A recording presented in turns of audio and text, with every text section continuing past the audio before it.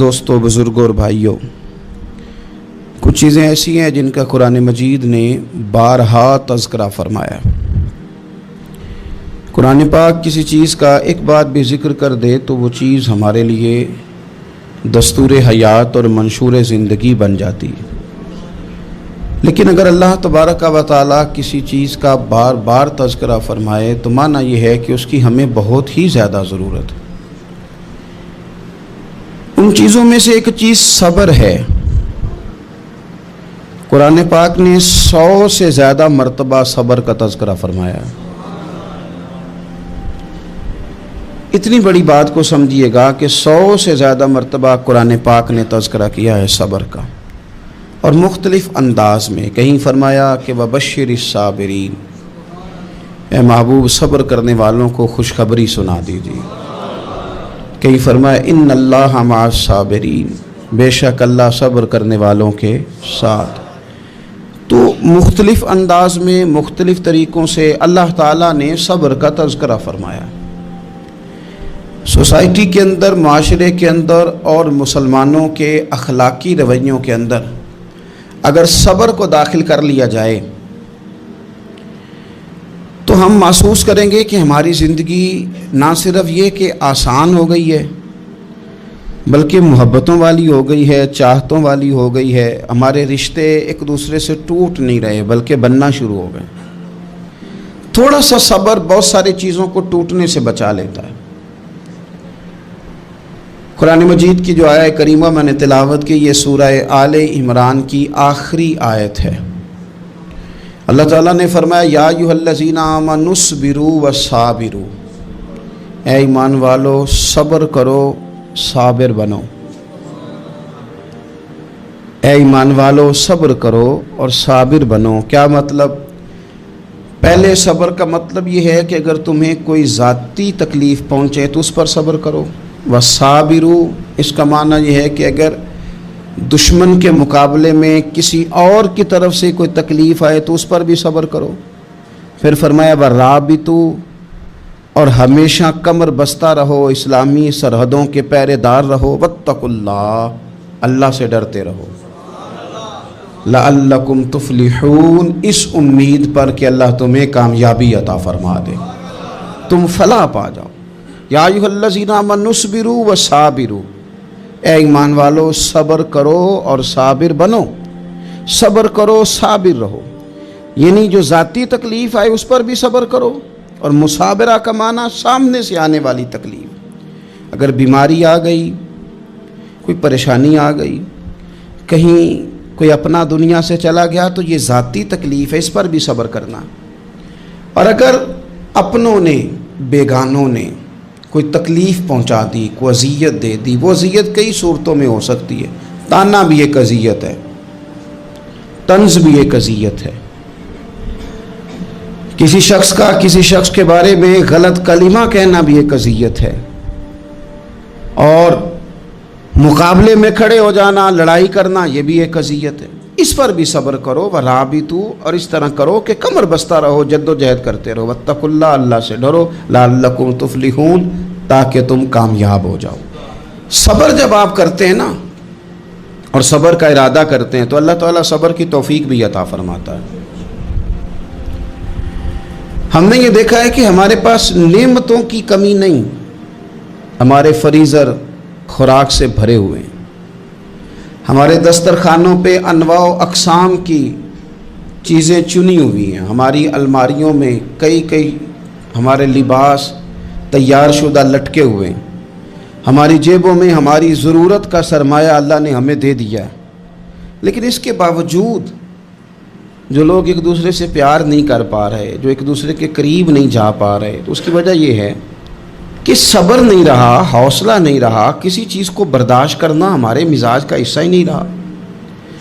اور پھر چونکہ امت مسلمہ نے انقلاب برپا کرنا تھا، دنیا کو پیغام حق دینا تھا، اگر ان کے اندر حوصلہ ہی نہیں ہوگا، اگر انہیں صبر ہی نہیں کرنا آئے گا، استقامت ہی نہیں ہوگی، کہیں رکنا ہی نہیں آئے گا، تو یہ میدانوں کو سر کیسے کریں گے؟ کامیابیاں کیسے ان کا مقدر بنیں گی؟ رمضان المبارک میں بھی ماحول یہ ہو کہ افطاری سے 1 گھنٹہ پہلے نظر پوری ٹک جائے گھڑی پہ، اور تھوڑا سا بھی صبر مشکل ہو، اور رمضان المبارک میں سحری کے وقت میں اگر دہی والی دکان پہ بھی جھگڑا ہی ہو رہا ہو، اور شام کو سامان خریدنے میں بھی اگر بحث ہی ہو رہی ہو، تکرار ہو، جھگڑا ہو، تو پھر سیکھا کیا؟ پھر وہ جو ہمیں تربیت دی جا رہی تھی کہ ہم نے صبر کرنا ہے، تو پھر ہم نے اس میں حاصل کیا کیا؟ حدیث پاک سنیں گے، آپ کی طبیعت بڑی ٹھنڈی ہوگی۔ میرے نبی پاک صلی اللہ تعالیٰ علیہ وسلم نے ارشاد فرماتے ہیں کہ جو بندہ سوال سے بچنا چاہے گا، ارادہ کرے گا اللہ میں نے کسی سے نہیں مانگنا، فرمایا جو سوال سے بچنا چاہے گا رب اسے سوال سے بچا لے گا، اور جو لوگوں سے بے نیاز ہونا چاہے گا، کہے گا یا اللہ مجھے دنیا داروں کا محتاج نہ بنا، اپنی بارگاہ سے عطا فرما۔ جو لوگوں سے بے نیاز ہونا چاہے گا اللہ لوگوں سے بے نیاز کر دے گا، اور فرمایا جو صبر کا ارادہ کرے گا اللہ اسے صبر کی توفیق بھی عطا فرما دے گا۔ ارادہ تو کرے، پروگرام تو بنائے، توفیق تو اللہ دے گا۔ جو صبر کا ارادہ کرے گا اللہ صبر کی توفیق بھی عطا کر دے گا۔ اور حضور صلی اللہ تعالیٰ علیہ وسلم فرمانے لگے، یاد رکھو کسی بندے کو جو بہترین تحفہ دیا گیا ہے نا، اگر کسی کو کوئی بہترین عطیہ ملا ہے تو پھر اللہ تعالیٰ نے اسے صبر عطا فرمایا ہے۔ یہ بہترین تحفہ ہے، اس سے زندگی سنور جاتی ہے، اس سے انسان باوقار اور مطمئن ہو جاتا ہے، اس سے اس کے شب و روز آسانی سے بیتتے ہیں، وہ دنیا کی پک ڈنڈیوں سے آسانی سے گزر کے اللہ کی بارگاہ ہے عالی مرتبت میں سرخرو ہو کر حاضر ہو جاتا ہے۔ لیکن اگر بے حوصلہ ہو، صبر نہ ہو، پھر نقصان روز بروز بڑھتا ہے۔ اور پھر میرے رسول پاک صلی اللہ تعالیٰ علیہ وسلم ارشاد فرماتے ہیں کہ اصل بات یہ ہے کہ اللہ تعالیٰ نہ کسی بندے کا درجہ بلند کرنے کا ارادہ فرماتا ہے، لیکن اس کے اعمال اس طرح کے نہیں ہوتے کہ اس کا درجہ بلند کیا جائے۔ اب رب کیا کرتا ہے، اللہ تعالیٰ اس کو مال کی، جان کی، اولاد کی کسی مشکل میں ڈال دیتا ہے، اس مصیبت پر وہ بندہ صبر کرتا ہے تو اللہ تعالیٰ اس کا درجہ بلند فرما دیتا ہے۔ اعمال اس قابل نہیں تھے کہ درجات بلند ہوں، وہ اعمال کی بنیاد پر نہیں کر سکتا تھا تو اللہ نے کسی مشکل میں ڈال کے نہ اپنے فضل سے درجہ بلند کر دیا۔ اب جو راہ طریقت کا مسافر تھا، جو سلوک کی منازل طے کر رہا تھا، جو اللہ رسول کے قریب جانے چاہ رہا تھا، اس کے لیے کتنی آسانی ہو گئی کہ مجاہدہ تو زیادہ نہ کر سکا، کثرت سے نفلی صوم و صلات کا بندوبست تو نہ کر سکا، تھوڑا سا صبر کیا، رب نے اپنا اور اپنے محبوب کا قرب عطا فرما دیا۔ تو یہ تو آپ صبر کرنے کے لیے جب نکلے ہیں تو آپ نے تو رب رسول کو پا لیا ہے۔ یہ صبر تو وہ والا سفر ہے جس کی جو منزل ہے وہ اللہ رسول کا قرب ہے۔ ہم لوگ تھوڑی تھوڑی باتوں میں حوصلہ ہار جاتے ہیں، صبر چھوڑ جاتے ہیں، پریشانی بڑھ جاتی ہے، پتہ نہیں ایسے محسوس ہوتا ہے کہ جیسے یہی بندہ دنیا کا سب سے دکھی بندہ ہے۔ تو ایک تو یہ کہ ذاتی حیثیت سے صبر کرے، ایک یہ کہ پھر دشمن کا جب مقابلہ ہو، آمن نصبرو و صابرو، آپ کا جب مقابلہ سامنے کسی کے ساتھ ہو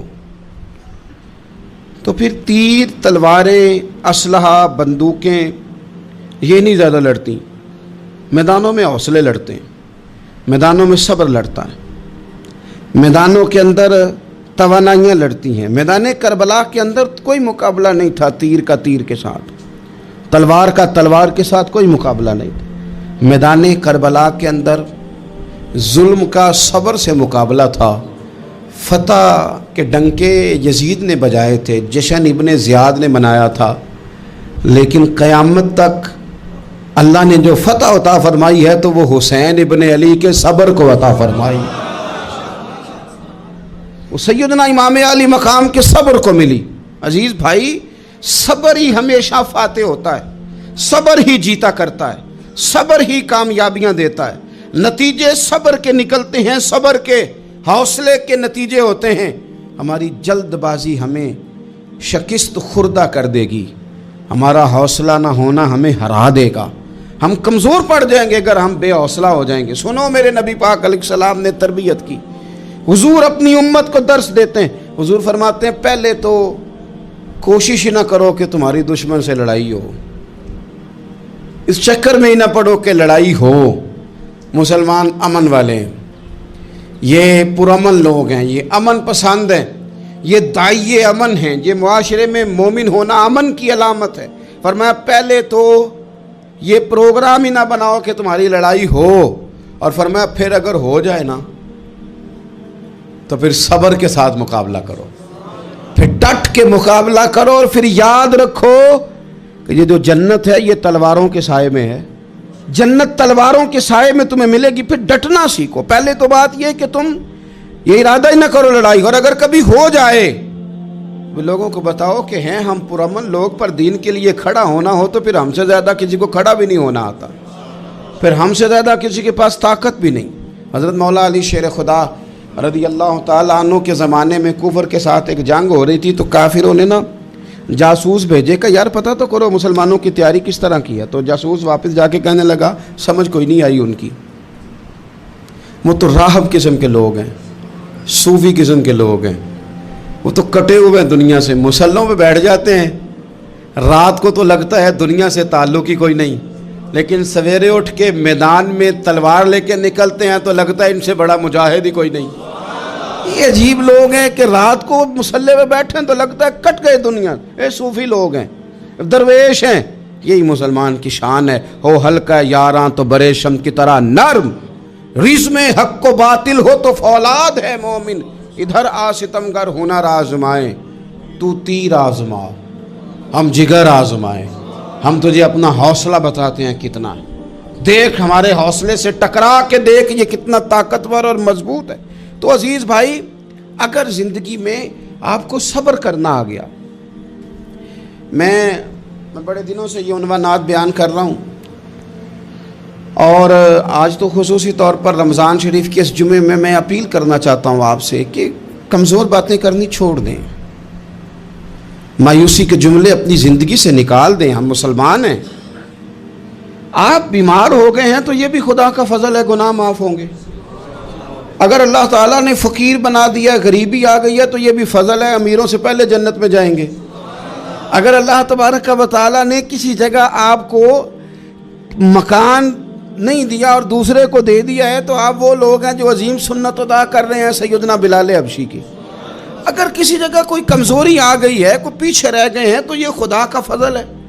اللہ تعالیٰ نے چاہا ہمارے لیے جو فیصلہ تو ہم اس پہ راضی ہیں، لیکن اپنی زندگی میں اور شکوے اتنے بڑھا لیے ہم نے، اتنے بڑھا لیے کہ لوگوں سے شکوے کرتے کرتے رب رسول سے بھی شروع کر دیے۔ غلام بھی کبھی شکوہ کرتا ہے، آقا کا بھی شکوہ ہوتا ہے، بندہ بھی کبھی شکوہ کرتا ہے، رب کا بھی شکوہ ہوتا ہے، یہ بھی کبھی ہوتا ہے۔ آپ نہ مانے پر یہ شکوہ ہے کہ میں بڑے ڈاکٹروں کے پاس گیا ہوں آرام نہیں آیا، نہ مانے پر یہ شکوہ ہے میں نے کبھی کسی کو ستایا تو نہیں پر میرے حالات نہیں ٹھیک ہوتے۔ آپ نہ مانے پر یہ شکوہ ہے کہ فلانے کے پاس دولت زیادہ ہے، اس نے پتہ نہیں وہ آگے نکل گیا اور میں پیچھے رہ گیا، نہ مانے پر یہ شکوہ ہے۔ کس سے کر رہے ہو؟ رب رسول سے؟ او آس بولے تے او دی مہربانی، اساں تے لاڈ ہی لڑاونے نے۔ کس سے شکوہ کر رہے ہو؟ خدا کے بندو، غلام غلامی کرتے ہیں، شکوے کرتے ہیں کوئی؟ حضرت ام سلمہ رضی اللہ تعالیٰ عنہ، شوہر کا نام ہے ابو سلمہ، بیٹے کا نام ہے سلمہ، کہتی ہیں میں، میرا شوہر، میرا بیٹا، تینوں، چھوٹا بیٹا میرا، ہم نکلے مکہ مکرمہ سے مدینہ طیبہ جانے کے لیے۔ ایک ہی بیٹا ہے، خاندان جمع ہے، شوہر کی گود میں بیٹا، اونٹ کے پیچھے میں۔ فرماتی ہیں مدینے کی سرحد آ گئی تو میرے میکے والے آ گئے، کہنے لگے ابو سلمہ نہیں لے جانے دیں گے مدینے اپنی بیٹی کو۔ میں نے کہا میں مسلمان ہوں، میں تو اپنے شوہر کے ساتھ مدینے جاؤں گی۔ انہوں نے کہا نہیں جا سکتے، تو نے جانا ہے تو جا، ہماری بیٹی نہیں جائے گی۔ زبردستی مجھ سے انہوں نے مجھے میرے شوہر سے الگ کیا۔ کہتی ہیں پھر میرے شوہر کے قبیلے والے آ گئے، وہ کہنے لگے اگر تم اپنی بیٹی کو نہیں نہ جانے دیتے تو یہ جو ہمارا پوتا ہے یہ ہماری نسل ہے، تمہارا نہیں، اسے ہم نہیں جانے دیں گے۔ وہ بچہ اپنی طرف کھینچتے تھے، میں اپنی طرف کھینچتی تھی، مدینے کی سرحد پہ۔ یہ جھگڑا زمین کے لیے نہیں ہو رہا، مکان کے لیے نہیں ہو رہا، حضور کے مدینے جانے کے لیے ہو رہا، حضور کے مدینے جانے کے لیے ہو رہا، مدینے جانے کے لیے ہو رہا۔ لنگ کئی مہینے تے برس گئے تے تیری دید نو دیدے ہی ترس گئے، उन्होंने बच्चा खींचा, मैंने अपनी तरफ खींचा, मेरे बच्चे का बाजू उतर गया। फरमाती हैं मेरे शौहर मदीने चले गए, बेटा मेरा मेरे ससुराल वाले ले गए, मुझे मेके वाले ले गए। आज भी कुछ सियाने बंदे कहते हैं इसको निकाल दो और बच्चे छीन लो। उनका भी ख्याल था कि बेटा ले जाएंगे ना तो अबू सलमा भी मदीने से वापस आ जाएगा, ये भी वापस आ जाएगी। और यार इतना बड़ा भी जालिम कोई नहीं होगा जो माँ बाप से बच्चे जुदा करे। फरमाती हैं कि वो ले गए छीन के, मैं मेके चली गई। लोग रोटी खाते थे, मेरे हलक से नहीं गुजरती थी। ज़माना सोया करता था, मैं सो नहीं पाती थी। बेटा कहाँ, शौहर कहाँ, मैं कहाँ। उम्मे सलमा कितनी देर तकलीफ़ काटी। जनाब उम्मे सलमा कहने लगी लोगों 1-2 दिन नहीं पूरा साल बीत गया, पूरा साल। पर जे सोना ही मेरे दुख विच राज़ी, जे सोना ही मारो मारो मैनू मार मुकाओ, मैं कोई उज़र ना पेश ले आवां, और जे सोना ही मेरे दुख विच राज़ी, फिर सुख नू चुल्हे डावां। फरमाया साल बीत गया, लोग सुबह उठ के काम काज पे लग जाते, कपड़े बदलते, ड्यूटियां करते, और मैं सवेरे उठ के उस जगह आ जाती जहाँ मेरा शौहर और मेरा बेटा बिछड़ा था। मैं सारा दिन रोती, आहुजारी करती, हुजूर के मदीने की तरफ मुंह करके मैं तड़पती।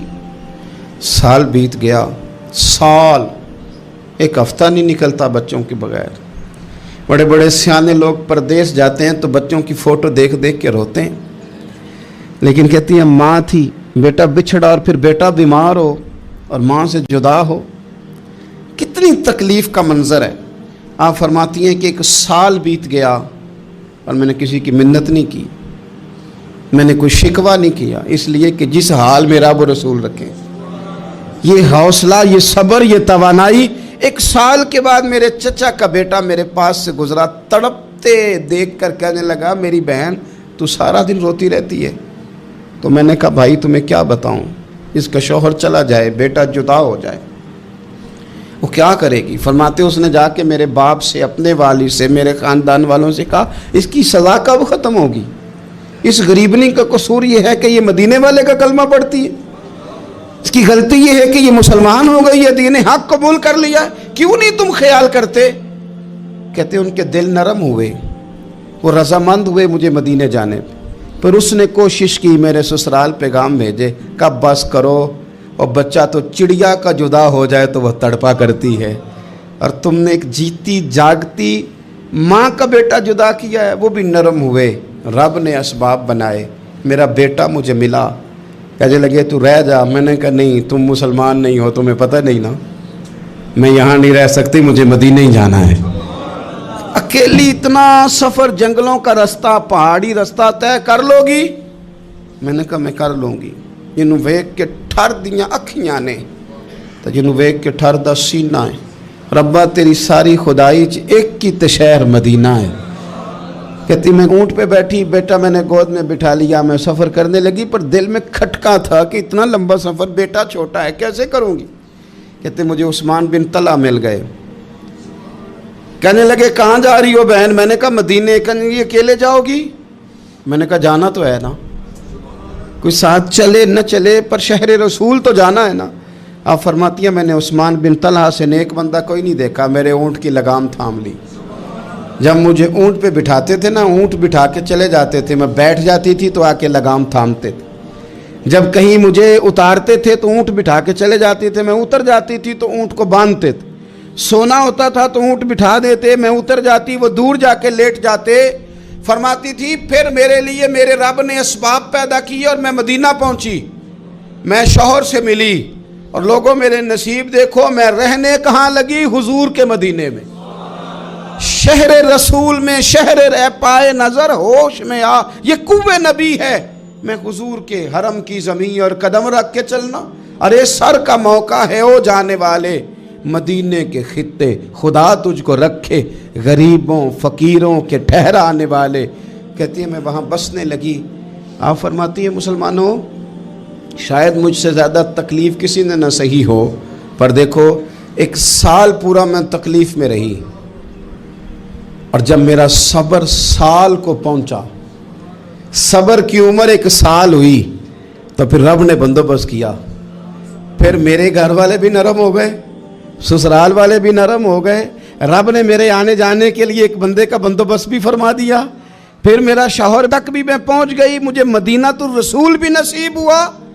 1 سال میں نے صبر کیا تھا, رب نے مجھے مستقل مدینے کا ٹھکانہ عطا فرما دیا.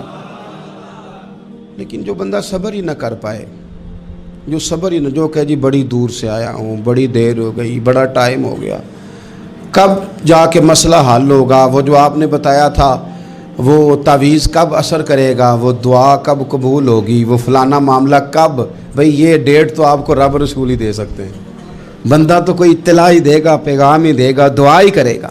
اگر زندگی میں حوصلہ ہی نہیں ہوگا, اگر آپ کو یہ قرار ہی نہیں آئے گا, ٹھہرنا ہی نہیں آئے گا کسی میدان میں. دیکھیں کچھ ایسی اذیتیں ہوتی ہیں جو اذیت ناک ہوتی ہیں, لیکن اگر غلامی میں آ جائے نا آپ تو وہ اذیت ناک نہیں ہوتی, اس چبھن میں مزہ آنے لگتا ہے. کئی درد بھی مزیدار ہوتے ہیں, کئی درد بھی, کبھی زخم ٹھیک ہونے پہ آ جائے نا تو اسے چھیڑو تو مزہ آتا ہے, اس لیے کہ کچھ درد بھی مزیدار ہوتے ہیں. آتش سے کسی نے کہا تو روتا بڑا ہے, اس نے کہا محبوب کی یاد میں تڑپتا ہوں, ابھی تو ایک دل ہے, میرے تو خواہش تھی کبھی 2 ہوتے نا تو صحیح کر کے تڑپتا. رب نے دل ایک بنایا, کہتا وہ مزہ دیا ہے تڑپ نے کہ میری آرزو ہے یا رب, میرے دونوں پہلوؤں میں دل بے قرار ہوتا. درد میں بھی مزہ ہے, پر شرط یہ ہے کہ لوگ درد میں بھی جینا سیکھیں. ہم نہ آرام میں جینا چاہتے ہیں, پنکھے کے نیچے جینا چاہتے ہیں. کاش کہ ہمیں صحرا میں بھی نیند کا مزہ لینے کا طریقہ آئے, پھر زندگی کے سارے راستے آسان ہیں, پھر اقرار بھی مشکل نہیں. لیکن چونکہ حوصلہ نہیں, صبر نہیں, وہ والا قرار نہیں جو ایک مسلمان سے رب رسول کا مطالبہ ہے.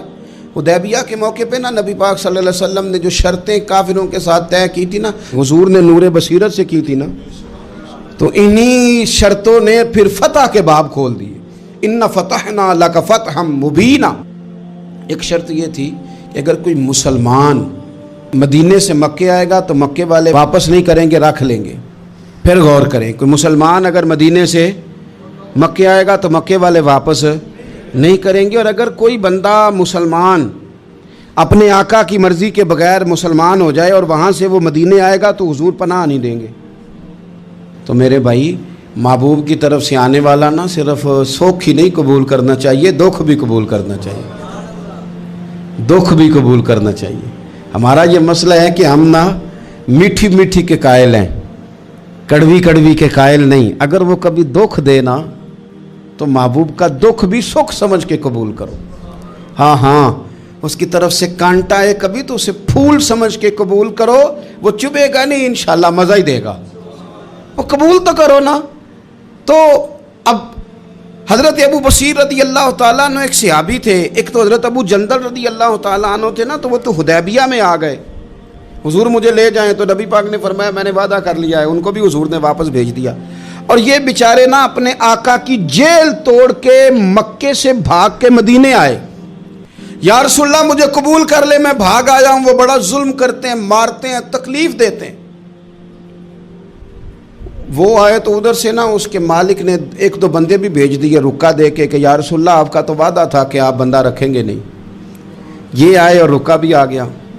اب ذرا منظر کو سمجھیں. ہمارا تو یہ مسئلہ ہے کہ کہتے ہیں کہ میری 99 باتیں مانی ہیں, ایک نہیں مانی, لہذا میرا تعلق ہی کوئی نہیں. لیکن یہاں کیا کیفیت ہے, بندہ رو رہا ہے, تڑپ رہا ہے, حضور میں مار سے بچتا ہوا آیا ہوں, جیل توڑ کے آیا ہوں, مجھے قبول کر لیں. ادھر رکا آ گیا کہ آپ کا وعدہ تھا رکھیں گے نہیں. اب یہ کتنا مشکل مسئلہ ہے, لیکن رسول پاک علیہ الصلاۃ والسلام نے فرمایا ابو بصیر میں نے وعدہ کیا یار تجھے واپس جانا پڑے گا. ہوئے ہوئے ہوئے. لوگ تو کہتے ہیں نا کہ وہ پیر صاحب نے کہا تھا تو میرا کام نہیں ہوا, لہذا میری بیعت ہی گئی, چھٹی ہو گئی. ماحول ہی بڑا عجیب ہے. حضور نے فرمایا واپس جا, لیکن جے کر یار دے نام دا ملے مینا, پھر انہوں چولی پا لئیے مینے نو پنجے سٹیے نا. جے کر یار دے نام دا, سامنے والے نے تانا سمجھ کے دیا تھا, پر یار کے نام کا تھا نا. اس نے کہا لا صحیح, سونے کے نام کا ہے نا, تانا ہوا تو کیا ہوا. جے کر یار دے نام دا ملے مینا, انہوں چولی پا لئیے پنجے سٹیے نا. تے جے کر یار دے نام دی ملے سولی، پھر جھوٹا جھوٹ لئیے تے پیچھے ہٹیے نہ، جھوٹا جھوٹ لئیے۔ اب لکھنے والے کا بھی اپنا انداز ہے نا، کہتے ہیں یہ بھی میرے لیے جھولا ہی ہے، یہ بھی آرام کی جگہ ہی ہے، جھوٹا جھوٹ لئیے تے پیچھے ہٹیے نہ۔ حضرت ابو بصیر رضی اللہ تعالیٰ عنہ سے حضور نے فرمایا واپس جانا ہے، کہ سونے ٹھیک ہے، کوئی شکوہ نہیں، کوئی گلہ نہیں، یہ بھی میرے محبوب کا حکم ہی ہے۔ اور کیا بات ہے، میرے نبی وعدوں کے پکے ہیں، کیا بات ہے، حضور نے جو کہا کر کے دکھایا۔ کہتے ہیں میں واپس جا رہا تھا، ایک دو بندے ساتھ تھے، جب مدینے کی حد گزر گئی نا، حضور نے تو کہا تھا نا مدینے میں پناہ نہیں دینی، تو میں نے اس سے کہا یار تلوار بڑی سونی ہے، ذرا دکھانا۔ اس نے دکھائی تو ایک کی میں نے گردن کاٹ دی، دوسرا ویسے ہی بھاگ گیا، اور بھاگ کے حضور کے پاس آیا، جی اس نے تو مار دیا ہے۔ تو سرکار فرمانے لگے میں نے تو وعدہ پورا کیا تھا نا، تم سے نہیں سنبھالا گیا تو معاملہ تمہارا ہے۔ اب حضرت ابو بصیر رضی اللہ تعالیٰ عنہ واپس آئے، عرض کی حضور اب میرے لیے کیا حکم ہے؟ حضور نے فرمایا میاں حکم وہی ہے، مدینے میں ہم نہیں رکھ سکتے، تم مدینے میں صحابہ تھے نا، حضور کی باتوں سے خوشبو لیتے تھے، مدینے میں نہیں رکھ سکتے۔ حضرت ابو بصیر کہتے ہیں میں مدینے کی سرحد سے نکل گیا، اس جگہ چلا گیا جو نہ مکے کی ریاست میں تھا نہ مدینے کی، ایک مقام ایس تھا جہاں میٹھے پانی کے کنویں تھے، وہاں رہنے لگا۔ حضرت ابو جندل کو پتہ چلا کہ ایک نیا ٹھکانہ بن گیا، وہ بھی جیل توڑ کے آ گئے، 70 بندے آ گئے، وہاں سے قافلے گزرتے تھے کافروں کے، یہ بھی مسلمانوں کو تنگ کرتے تھے، اگر مکے سے کوئی قافلہ گزرتا تھا تو ہم نے بھی ان کو پکڑا، کافر کا مال مال غنیمت اسباب بن گیا۔ اور وہ جب قافلہ لے کے آتے تھے تو ڈرے ہوتے تھے، اور ان کو تو ستایا تھا نا، کہتے ہیں ہمیں ستایا بڑا تھا، ہم تو انقلابی بن گئے تھے، ہم تو رکھ لیتے نا، بڑی منت کرتے، بڑی جان مشکل سے چھڑاتے، 70 بندے ہو گئے، پھر 300 ہو گئے۔ تب وہ بصیر کہتے ہیں دنیا مدینے جاتی تھی لیکن ہم تڑپتے تھے، ہم تڑپتے تھے، روت لنگ گئی ہے پھر باہر آندی تے چٹھیاں مدینے آئیاں نہیں، ہم تڑپتے تھے کہ یار کوئی موقع ملے، روز رات کو روتے تڑپتے۔ 300 انقلابیوں کا جتھا صبر سے بیٹھا ہے مدینے کی سرحد پہ، اندر آنے کی اجازت نہیں، پر غلامی میں روز اضافہ ہو رہا ہے۔ صبر دیکھو، غلامی میں روز اضافہ ہوتا ہے۔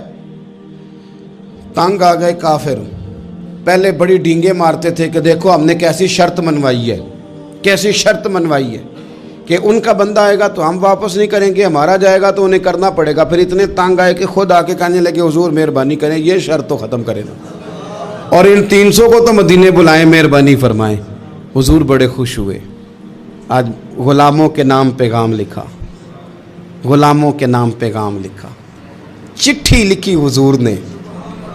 چٹھی کس چیز کی لکھی؟ آ جاؤ یار مدینے آ جاؤ، چٹھی آئی مدینے آنے کے لیے، حضرت ابو بصیر کے نام چٹھی گئی، آ جا یار مدینے، آ جا تیرے نام پیغام سب لائی ہے سرکار نبی سے، اور آیا ہے بلاوا مجھے دربار نبی سے۔ پیغام آیا۔ حضرت ابو بصیر اتنے بیمار تھے کہ نزع کا عالم تھا، لیکن اس عالم میں بھی انتظار تھا۔ اس آخری ویلے اکھیاں میریاں رات تکنائے تیرا، تیرا تے سجنا کچھ بھی نہیں جانا، یہ پا جاویں ایک پھیرا، تے سر میرے تے آن کھلویں تے پھر پردہ رہ جائی میرا، سوکھا نکلے صاحب ظہوری، یہ ویخ لوے مکھ تیرا۔ حضرت ابو بصیر کو نہ وہ رکا گیا، حضور کی چٹھی گئی تو یوں چٹھی پڑھی، حضور نے فرمایا آ جانا، رستہ کھل گیا ہے، تو آ جا، کھل گیا رستہ۔ دعا فرماؤ مدینے کے رستے کھل جائیں، کرو نا یار دعا مدینے کے رستے کھل جائیں۔ کچھ ایسے ہیں جنہوں نے سارے دکھ سنانا ہی مدینے جا کے ہوتے، کچھ لوگ ایسے ہیں جن کے دل اور کلیجے پھٹنے کو آ گئے، دعا کرو رستے کھل جائیں۔ حضور نے فرمایا آ جا، تیرا راہ کھل گیا۔ حضرت ابو جندل کہتے ہیں میں سرانے کھڑا تھا، حضرت ابو بصیر کے خط پڑھا، مسکرائے، اشارے سے کہنے لگے کہ دیکھ میرے نبی کا خط ہے، حضور کی چٹھی میرے نام آئی ہے، پڑھنا۔ تو میں نے بھی پڑھی، پہلے روئے، پھر کلمہ پڑھا، پھر میرا ہاتھ تھاما، روح ہی پرواز کر گئی ہمیشہ کے لیے، ہمیشہ کے لیے۔ وہ ظاہری جسم کے ساتھ تو مدینے نہ پہنچے، پر قبر میں گئے تو مدینے والے کی زیارت نصیب ہو، قبر میں حضور کی زیارت نصیب ہو گئی۔ قبر میں حضرت ابو جندل کہتا ہے میں نے جنازہ پڑھا اور اسی مقام پہ جہاں انہوں نے انتظار کیا تھا نا، وہ مقام میں انتظار ان کا مزار بنا، مزار کے ساتھ مسجد بنی، مسجد کا نام مسجد ابو بصیر رکھا گیا۔ انہوں نے اس انتظار میں جان دے دی پر صبر کیا، شکوہ نہیں کیا۔ یارو اتنی شکایتیں، اتنے شکوے۔ ایک بات میرا اور کرنے کو دل کر رہا ہے۔ ایک صحابی تھے حضرت عاصم بن ثابت رضی اللہ تعالیٰ عنہ، جنگ احد میں نا حضور کے ہاتھ پہ موت کی بیعت کی، جنگ احد میں بیعت کی، سونیا تیرے نام پہ مرنا، ڈٹ کے لڑے۔ سلافہ بن سعد کے 2 بیٹے بدر میں قتل کیے انہوں نے۔ اس نے قسم کھائی کہ معاذ اللہ میں ان کا سر منگا کے تو ان کی کھوپڑی میں شراب پیوں گی۔ سلافہ بن سعد نے یہ قسم کھائی کہ میرے 2 بیٹے قتل کیے ہیں، میں ان کی کھوپڑی میں شراب پیوں گی معاذ اللہ۔ ایک قبیلہ غزیل تھا، انہوں نے احد کے بعد حضور سے کہا کچھ قاری ہمیں دے دیں، ہم نے قرآن سیکھنا ہے۔ تو نبی پاک نے کچھ بندے بھیجے، تو عاصم بن ثابت کو بھی بھیجا، لیکن انہوں نے دھوکہ کیا، وہاں جا کے ان کو گرفتار کر لیا۔ جب گرفتار کر کے مکے والوں کے ہاتھ بیچنے لگے تو حضرت عاصم بن ثابت نے تلوار نکال لی، فرمانے لگے میں کافر کا قیدی ہو کے جینے سے بہتر ہے شہادت کی موت مر جاؤں۔ کافروں کا قیدی لڑے اور فرمانے لگے میرے کمان میں تیر باقی ہے، میں لڑوں گا اور اتنا لڑوں گا کہ تمہیں پتہ چلے گا مجھے لڑنا آتا ہے۔ اور فرمایا میں صبر کروں گا اور صبر کر کے دکھاؤں گا، میں ڈٹوں گا اور تمہیں ڈٹ کے۔ اکیلا بندہ میدان میں ڈٹ گیا، اکیلا۔ جب تیر ختم ہو گئے تو پھر نیزہ نکال لیا۔ یہ بات آپ کو اس لیے سمجھا رہا ہوں کہ کچھ لوگ کہتے ہیں جی میں اکیلا کیا کروں، تو یہ آخر میں یاد رکھیں کہ صبر آپ نے کرنا ہے چاہے اکیلے بھی رہ جائیں، حوصلہ کرنا ہے چاہے اکیلے بھی رہ جائیں۔ اکیلے لڑے، تیر ختم ہو گئے تو نیزہ نکال لیا، خوب لڑے۔ اب اس نے قسم کھائی تھی کہ میں نے ان کی کھوپڑی پہ معاذ اللہ کھوپڑی منگانی ہے، سر منگانا ہے، اور یہ جو لے جا رہے تھے دھوکے کے ساتھ یہ بھی بیچنے لے جا رہے تھے۔ تو جب تھک گئے نا اور چاروں جانب سے جسم میں تیر پہ وسط ہو گئے تو دعا مانگی، اکیلا بندہ اور صبر کا مقام، دعا مانگی، کہا اے اللہ میں نے آخری دم تک تیرے دین کی حفاظت کی ہے، اب تو میرے جسم کی حفاظت کرنا، ان کے ہتھے نہ چڑھ جائے میرا جسم۔ حضرت عاصم بن ثابت رضی اللہ تعالیٰ عنہ شہید ہو گئے۔ کافر قریب گئے جسم پکڑنے کے لیے، گرفتار کرنے کے لیے، سر کاٹنے کے لیے، تو شہد کی مکھیاں آ گئیں، پورے جسم پہ قبضہ کر لیا۔ قریب جاتے تو مکھیاں لڑتی، کہنے لگے پیچھے ہٹ جاؤ، شام ہوگی نا توڑ جائیں گی، پھر ہم سر کاٹ لیں گے۔ شام تک چاروں جانب بیٹھے رہے، نہ کوئی ہوا آئی، نہ کوئی بادل برسا، نہ کوئی طوفان آیا۔ شام کو انہوں نے اٹھانا تھا، ایک ریلا آیا پانی کا اور جناب عاصم بن ثابت کی لاش مبارک کو بہا کے لے گیا۔ میرے رب نے اس میدان میں بھی یہ بتلایا کہ جو صبر کرے نا رب اس کے جسم کی بھی حفاظت فرمایا کرتا، کہ جسموں تک کی آخری دم تک اللہ کی مدد ان کے شامل حال رہتے۔ ربنا افرغ علینا صبرا وثبت اقدام۔